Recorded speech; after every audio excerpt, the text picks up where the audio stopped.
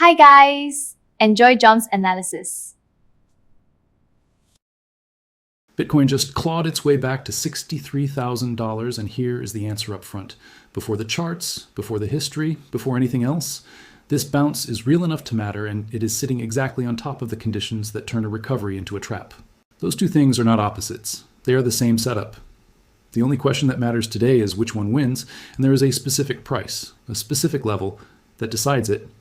By the end of this video, you will know exactly what that level is, why it is the level and not some other number pulled out of the air, and what the on-chain data says about which way this breaks. 3 weeks ago, this market was in the middle of a genuine flush. Leverage got wiped out, fear and greed readings collapsed into single digits and low teens, and anyone holding through it was told repeatedly that the bottom was not in and lower prices were coming. Then the price did something that a pure capitulation event is not supposed to do. It stopped falling, it held a level, and it climbed back through 60, then 61, then 62, and now it is testing 63,000 for the second time in 2 weeks. That is the setup. Now let's take it apart properly, because the difference between a recovery and a trap is not a feeling. It is a small number of specific checkable conditions, and almost nobody making the decision to buy this bounce or sell into it is actually checking them. Here is the state of the market as of this recording. Bitcoin is trading in the $62,000 to $63,000 range, roughly 50% below the all-time high, near $126,000 that was set in October of last year. That is a brutal drawdown by any normal asset standard. It is a fairly ordinary one by Bitcoin's own historical standard, and we are going to get into exactly why that distinction matters later in this video. The move higher this week did not come out of nowhere. It followed a U.S. jobs report that landed far below expectations, roughly 57,000 new positions, against forecasts north of 110,000. Weak labor data like that does one very specific thing to markets. It raises the odds that the Federal Reserve eases up on tight policy, and risk assets across the board, not just Bitcoin, rallied on that signal. The S&P 500 and NASDAQ pushed back toward their own highs. Gold, which had already corrected roughly 30% from its January peak, near $5,600, found a bid. This was not a crypto-only story. It was a risk-on reaction across the entire market, and Bitcoin rode it. That matters, because it tells you the source of this rally. This was not driven by a crypto-specific catalyst, a new piece of adoption news, a regulatory win, an ETF approval. It was driven by a macro data print that traders are interpreting as dovish. Macro-driven rallies can be very real. They can also reverse violently the moment the next data point contradicts them, because the buying wasn't rooted in anything crypto-specific to begin with. Keep that in your head. It is going to come back later. It also helps to see this inside the wider picture of what has been happening across risk assets generally, because Bitcoin has not been moving in isolation. Gold spent the first half of this year in one of its sharpest corrections in decades, tumbling roughly 30% from a January peak near $5,600 an ounce, as a hawkish shift at the Federal Reserve pulled the rug out from under a crowded trade. Silver fell even harder, giving back more than half of a move that had, at its peak, been up well over 100% on the year. Oil has drifted down into the low 70s as shipping through the Strait of Hormuz normalized. None of these are crypto stories. They are the same macro story wearing different clothes. An extremely crowded set of trades built on the expectation of easy money got shaken loose when that expectation wavered. And now every one of those assets is trying to figure out, independently, whether its own version of this bounce is the real recovery or the same kind of relief rally that has failed before. There's one more piece of context worth having in the back of your mind. This same stretch of the year saw one of the largest public offerings in market history price and begin trading, a space and artificial intelligence conglomerate that raised tens of billions of dollars at a valuation north of $1.5 trillion.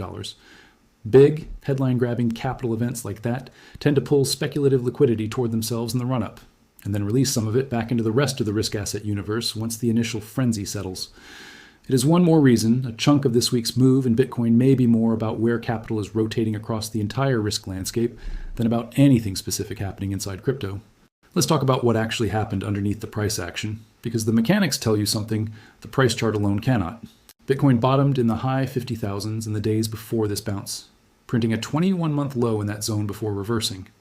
Liquidation heat map data compiled across major exchanges shows the heaviest concentration of leveraged positioning, sitting between roughly $57,000 and $60,500, which is almost exactly the range Bitcoin had been grinding through. That concentration thins out noticeably above 61 to 62,000, and again below 55 to 56,000. What that tells you, in plain language, the easy fuel for a move, in either direction, sits close to where we are trading right now, not far away. A decisive break above roughly 61,000 or below roughly 56,000 is where forced position closures have the most room to accelerate a move once it starts. On the accumulation side, something genuinely unusual happened while retail sentiment was still in extreme fear. Wallet tracking data shows large holders, the addresses commonly referred to as whales, accumulated more than 270,000 Bitcoin, worth in the neighborhood of $16 billion over a roughly 2-week stretch, with the bulk of that buying concentrated near the $59,000 level. At the very same time, US spot Bitcoin ETFs recorded their deepest monthly outflow on record for June, north of $4 billion. Read that again, because it is the single most important tension in this entire market right now. The retail-facing, institutionally wrapped product was bleeding money out the door, while the largest, most sophisticated holders on the network were buying the exact dip that outflow was creating. That is not necessarily a bullish slam dunk. It could mean smart money is early and wrong. It has happened before, but it is a genuine divergence, and divergences like this one are worth more of your attention than either data point in isolation. If you're watching this while your portfolio is in the red, trying to decide if this bounce is a trap or a real opportunity, you need a framework, not a gut feeling. That's exactly what the Bitcoin Holder's Bible is for. It gives you the specific on-chain thresholds in a 5-minute weekly protocol to help you decide, using hard data rather than emotion, when to act or when to stay patient. The regular price is $97, but since you're here at the start of this video, you can use code DIAMOND50 at checkout to get it for just $47. The link is in the description and pinned in the comments below. Grab your copy, keep it open in another tab, and we'll apply this exact framework to today's setup in just a moment. Let's build the bull case first, properly, with the actual numbers behind it, not just the vibe of a green candle. Start with valuation. The MV/RV Z-score, which measures how far Bitcoin's market value sits above or below the aggregate price that current holders actually paid, was reading approximately 0.2 as of the start of this month. For context, this metric has historically flagged major cycle tops when it climbs into the range of 6 to 8. Around the October all-time high near $126,000, on-chain trackers had this reading bouncing around only about 2, which was already unusually low for a cycle peak, and we are now sitting at a small fraction of even that number. Whatever this current move is, the valuation data does not describe a market anywhere near a euphoric top.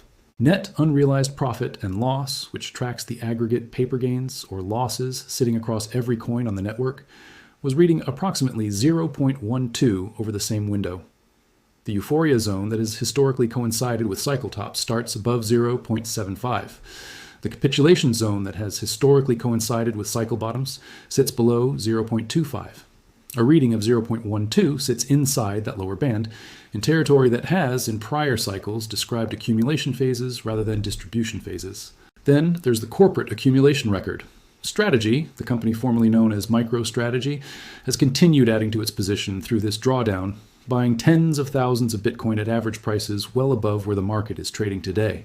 That is a company with one of the largest, most transparent, and most heavily scrutinized Bitcoin balance sheets on Earth, continuing to add supply to its own holdings, while retail sentiment sits in extreme fear. Whatever you think of the company's broader financial structure, that behavior is not what distribution ahead of a collapse typically looks like. Put the pieces together: a valuation metric near historic lows, a profit and loss metric near historic lows, whale wallets adding at a scale of hundreds of thousands of coins, and a corporate treasury still buying. That is a coherent bull case, and it is built entirely from data that existed before this bounce even started, which is exactly the kind of evidence you want, because it was not generated by the rally itself. Now the other side, and I'm not going to soften it, because if this video only told you what you want to hear, it would not be worth your time. Start with a technical read from traders who are actually positioned in this market right now, not analysts speaking in hindsight. Multiple independent chart analysts have flagged the exact zone Bitcoin is trading in today, the $62,000 to $64,000 band, as a liquidity magnet rather than a confirmed breakout zone. The read from more than one trader watching this level in real time is specific. Price may be pushing higher simply to clear the stop losses, sitting above $63,200. And if it fails to hold after sweeping those stops, the move can reverse hard, with one widely discussed scenario targeting a slide back toward the low 50,000s. That is not a fringe take. It is the dominant technical framing on trading desks, watching this exact level as this video is being made. The 4-hour chart backs this up structurally. Resistance levels are clustered at roughly 61,800, 62,900, and 64,700, with the 200-period moving average on that same time frame sitting almost exactly on top of the 64,000 level. That is 3 separate technical ceilings stacked within a $2,000 band directly above current price. A market does not usually punch through that kind of cluster on its first attempt. Zoom out to the monthly chart and the picture gets more serious. The 50-month exponential moving average, a level that has historically separated Bitcoin bull markets from bear markets on a monthly closing basis, sits close to $65,600. Bitcoin has not closed a month above that line since this downtrend began. Until it does, on a monthly closing basis, not an intraday wick, the primary trend on the highest time frame remains down, no matter how strong any single week's bounce looks. Then there is demand, and this is the part of the bear case that deserves the most respect, because it is structurally different from a leverage flush. Julio Moreno, head of research at CryptoQuant, flagged in early June that overall Bitcoin demand, combining spot and futures flow, had contracted by roughly 500,000 Bitcoin on a 30-day basis, the fastest monthly drop since the Terra Luna collapse back in May of 2022. A leverage flush is mechanical. It clears in hours or days once over-leveraged positions are forced closed and the market can move on. A genuine contraction in underlying demand is structural. It does not clear in a weekend. Moreno's own follow-up work has noted that a confirmed bottom typically requires both this kind of demand exhaustion and a spike in realized losses, signaling true capitulation. And as of his most recent update, realized losses had not yet reached the levels seen at the prior 2 major bottoms. If real buying interest keeps shrinking while price tries to grind higher on thinner and thinner volume, that is exactly the kind of divergence that has preceded failed rallies throughout Bitcoin's history. Add the macro overhang. The jobs report that sparked this bounce was one data point, not a trend. Inflation is still running above the Fed's target. The new Fed chair has been unwilling to commit to a clear rate cut path, and futures markets are currently pricing meaningfully less than even odds of a rate move by September, down sharply from where those odds sat only a few weeks earlier. If the next major data print comes in hotter than expected, the exact rate cut hope that fueled this bounce can evaporate in a single session, and everything bought on the back of that hope becomes exit liquidity for whoever bought first. Here is what almost nobody making noise about this bounce online is willing to say clearly. Both of these cases are being argued by serious people using real data at the same time, about the same $1,500 price band.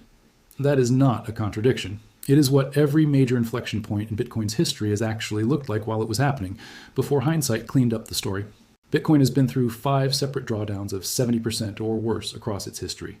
The 2011 collapse following the original Mt. Gox security breach, the 2013 to 2015 unwind that combined a Chinese banking ban, a second Mt. Gox failure, and the Silk Road shutdown, the 2018 unwind following the collapse of the ICO bubble, the March 2020 pandemic crash that erased more than half of Bitcoin's value in under 2 days, and the 2022 collapse that followed the implosion of FTX, at the time the second largest exchange in the industry.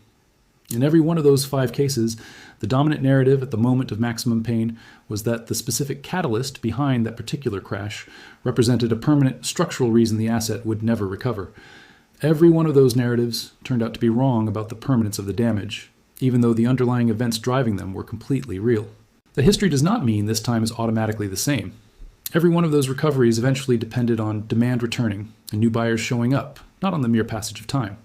What it does mean is that a real, painful, well-documented catalyst and a permanent structural collapse are 2 different things, and the market has historically struggled to tell them apart in real time, usually erring toward assuming the worst right around the point of maximum fear, which is generally not where the worst turns out to be. I said Bitcoin has been through 5 separate drawdowns of 70% or worse. Let's actually walk through them because the specifics matter more than the summary. 2011, Bitcoin collapsed roughly 94%, from around $32 down to about 2 cents on the exchange itself. After a compromised administrator account at Mt. Gox, then the dominant exchange, handling the overwhelming majority of global trading volume, let an attacker manipulate the order book and crash the reported price in a matter of minutes. It was a tiny market by today's standards, but it was effectively the only market, and the incident badly shook confidence in the idea that Bitcoin could be safely traded at all. Serious people in the small community around Bitcoin at the time debated openly whether the project could survive. Within roughly 2 years, price had recovered from that crash to over $1,000. 2013 to 2015, Bitcoin fell roughly 87% from around $1,100 to about $150 over more than a year. 3 separate blows landed close together. China restricted its financial institutions from handling Bitcoin, The same Mt. Gox exchange collapsed into bankruptcy in early 2014 after revealing that roughly 850,000 Bitcoin, a sum that at the time represented a meaningful share of all coins in existence, had gone missing from its wallets, and the FBI's shutdown of the Silk Road marketplace tied the asset firmly to criminal activity in mainstream coverage. Respected financial commentators at the time treated the reputational damage as effectively permanent. Within roughly 3 years, price had climbed from that low into the high teens of thousands of dollars. 2018, Bitcoin fell roughly 84% from just under $20,000 to around $3,100 as the initial coin offering bubble that had inflated most of that run collapsed under a wave of SEC enforcement action. Institutional adoption was widely described by analysts with strong track records in traditional markets as a fantasy that would never materialize. Within roughly 3 years, price had reached new all-time highs, and the institutional adoption dismissed as fantasy became the foundation for the regulated ETF products that exist today. March 2020, Bitcoin fell more than 50% in under 48 hours as the onset of the global pandemic forced a simultaneous liquidation across every asset class on Earth. The immediate narrative was that Bitcoin had failed its first real test as a safe haven asset and was nothing more than a leveraged bet on risk appetite. Within roughly 20 months, price had climbed from that low to a new all-time high near $69,000. 2022, Bitcoin fell roughly 78% from that $69,000 high to around $15,500, with the final and sharpest leg down triggered by the sudden collapse of FTX, at the time one of the largest exchanges in the industry, and what turned out to be one of the largest cases of financial fraud in the sector's history. This one hit differently because the person at the center of it had spent the prior 2 years positioning himself publicly as crypto's responsible, regulator-friendly face. For a period, serious institutional voices argued there genuinely was no path back for the industry's credibility. Within roughly 3 years, price had reached the all-time high near $126,000 that this current drawdown is being measured against. Look at the common thread across all 5. Every single one involved a real, well-documented, legitimately serious event. Nobody was making these catalysts up.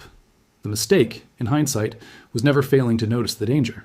It was treating a genuine but temporary shock as proof of permanent structural failure, at precisely the moment fear made that conclusion feel obvious. That does not mean every future drawdown automatically recovers on the same timeline, or recovers at all. It does mean the pattern of loudly declaring a specific crash the permanent end has an extremely poor track record in this asset's actual history. Let's get out of history and back into this exact week, because the trap case is not theoretical. It is being actively argued in real time by people with live positions on the line. One widely followed chart analyst describes the current push through 62,000 as Bitcoin clearing upside liquidity and forcing short sellers out of the market, while explicitly cautioning that this does not confirm a clean bullish breakout. His read is that price could reject after sweeping the stop orders sitting above $63,200 and pull back toward the high 50,000s before any larger move develops. And he has flagged the coming weekend as a window for exactly that kind of unusual price action. A separate analyst tracking the 4-hour chart independently arrived at a similar structural red, pointing to the resistance cluster around 61,800, 62,900, and 64,700, and noting that the broader market still looks range-bound rather than trending. His framing is blunt. If Bitcoin fails near this $62,000 to $64,000 band, the rebound could turn into a bull trap before another slide toward the low 50,000s, and he expects the month to stay choppy overall, with a real possibility that a deeper move lower comes before any monthly close turns green. What is notable is that neither of these traders is arguing that Bitcoin is doomed. Both are arguing something narrower and more useful, that this specific bounce at this specific level has not yet earned the benefit of the doubt, and that the mechanism which could turn it into a trap, a liquidity sweep followed by rejection, is a normal, well-understood piece of market structure rather than some external catastrophe. That is a very different and much more actionable claim than either blind optimism or blanket doom. Let's go one level deeper on that whale versus ETF divergence I mentioned earlier, because it is the single clearest window into who actually believes what right now, measured with money instead of opinions. Through June, U.S. spot Bitcoin ETFs saw roughly $4 billion in net outflows, the largest monthly bleed since these products launched. That is real institutional capital inside regulated wrappers, walking out the door during exactly the stretch when price fell to its lowest level in nearly 2 years. Read in isolation, that looks like a vote of no confidence from the exact investor base that was supposed to be the stabilizing force in this cycle. But early July told a different, more complicated story.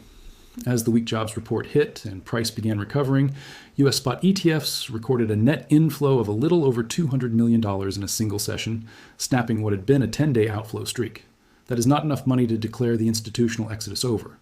It is enough to show that the outflow was not a one-way, permanent unwind, but something closer to a rebalancing event that can turn around quickly once the macro backdrop shifts. Layer the whale accumulation back on top of that. Roughly 270,000 Bitcoin absorbed by large holders near $59,000.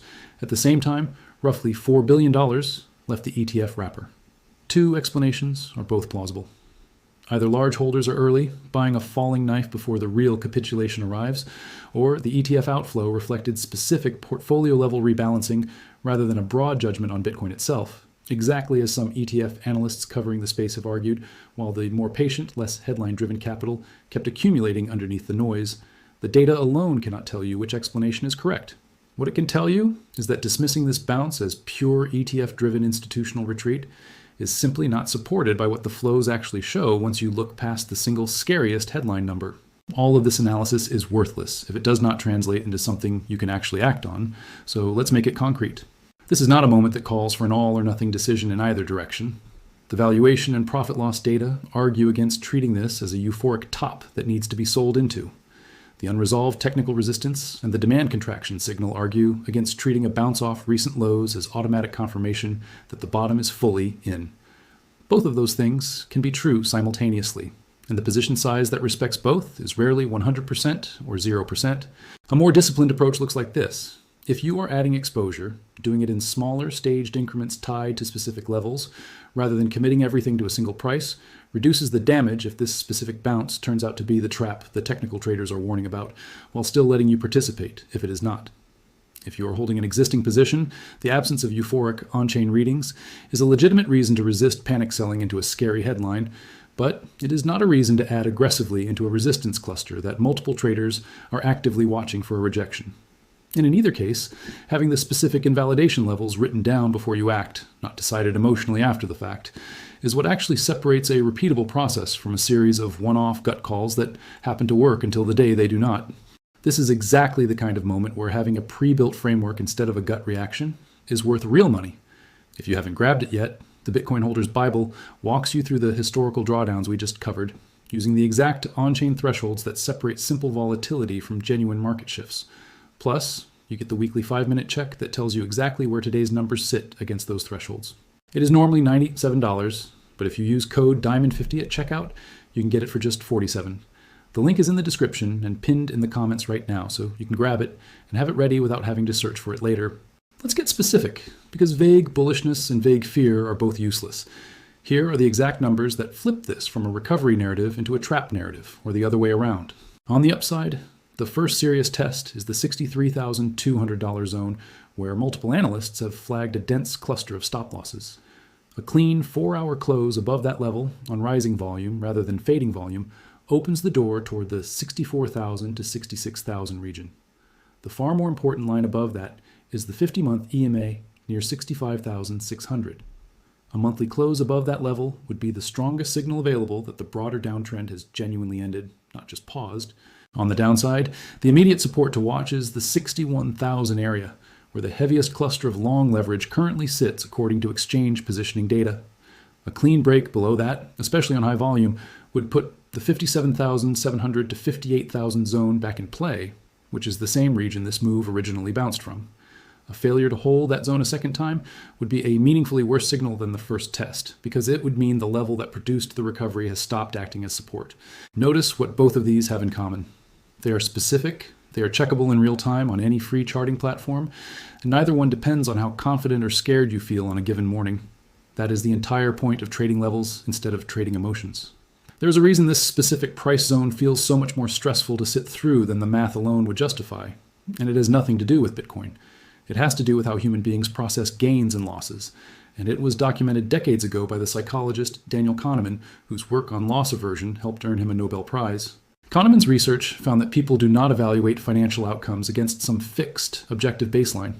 They evaluate them against a constantly shifting reference point, usually the most recent price they remember clearly.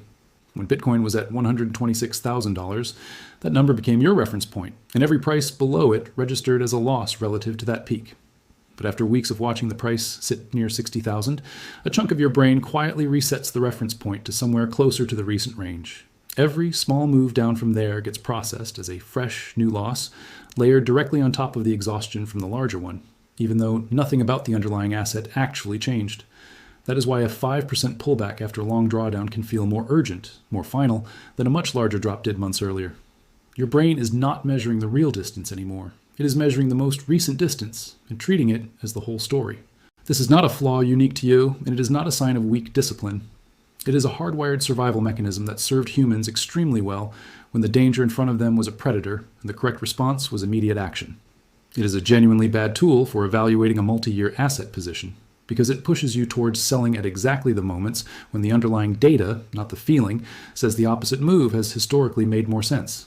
Kahneman demonstrated the underlying mechanism with a simple experiment that has since been replicated across different cultures and income levels. He offered participants a coin flip. Heads, you gain a certain amount of money. Tails, you lose a smaller amount. Even when the potential gain was meaningfully larger than the potential loss, most people refused the bet unless the payout was roughly twice the size of the downside. The pain of losing $1 registers, on average, as roughly twice as intense as the pleasure of gaining that same dollar. That asymmetry is not irrational in a single coin flip with real final stakes. It becomes a serious liability when it gets applied, unconsciously, to an asset you plan to hold for years, because it means every red day gets weighted far more heavily in your decision-making than every green day that came before it, even when the green days objectively outnumber and outweigh the red ones over your actual holding period. There is a second related bias worth naming, because it compounds the first one at exactly this stage of a cycle: recency bias. Whatever the price has been doing for the last few weeks starts to feel, to your brain, like the permanent new normal, and it becomes psychologically difficult to imagine the trend reversing precisely because the recent trend is the most vivid, most emotionally available information you have. During every prior extended Bitcoin drawdown, without exception, the dominant narrative in the weeks surrounding the lowest prices was that the decline would continue indefinitely, right up until it didn't. That is not a coincidence. It is what recency bias produces, reliably, at exactly the moment prices are most stretched to the downside. I'm not going to hand you a one-sided pitch and call it analysis, so here is the honest version of where this actually stands. There's a real, non-trivial chance this bounce fails in the next few weeks. The rally was sparked by a single macro data point, not a structural shift in crypto-specific demand. The demand contraction signal flagged by on-chain researchers has not reversed. The monthly trend is still technically down until a monthly close proves otherwise. Multiple traders actively positioned in this market are explicitly watching for a rejection at these exact prices. None of that is invented to sound balanced. It is the real current bear case, and it deserves to be taken seriously rather than waved away. At the same time, the scenario where Bitcoin fails to ever recover from current levels, where $60-something thousand Bitcoin turns out to be a permanent ceiling rather than a cyclical low, would require something far larger than a weak jobs report or a hawkish Fed chair. It would require the kind of event this market has not actually experienced in 15 years of existence: a coordinated global shutdown of the network, a cryptographic failure in its underlying security, or a wholesale unwinding of the hundreds of billions of dollars now sitting inside regulated ETF and corporate treasury structures. Every prior drawdown that felt, at the time, like it might be that kind of ending was not. That does not guarantee this one follows the same pattern. It does mean the bar for a genuinely permanent collapse is much higher than the bar for a painful, temporary one.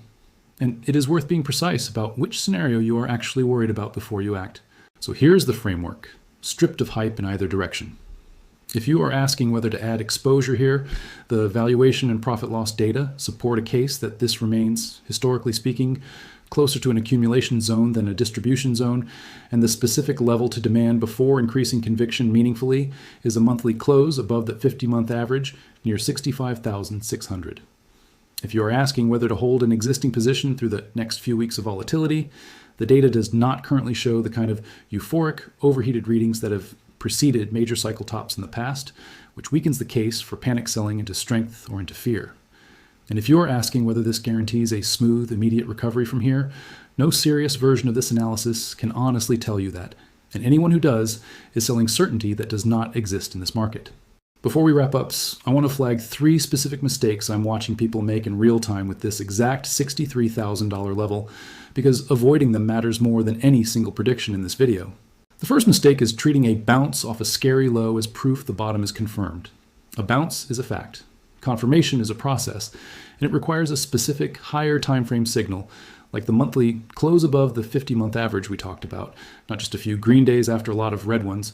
People who declared the bottom in after the first sharp bounce in each of the 5 historical drawdowns we walked through were sometimes early by months, and being early with full size in a leveraged position has ended plenty of otherwise correct long-term calls. The second mistake is the mirror image of the first, treating any bounce during a downtrend as automatically fake, simply because the primary trend has been down. That instinct feels disciplined, but it is really just recency bias wearing a technical analysis costume.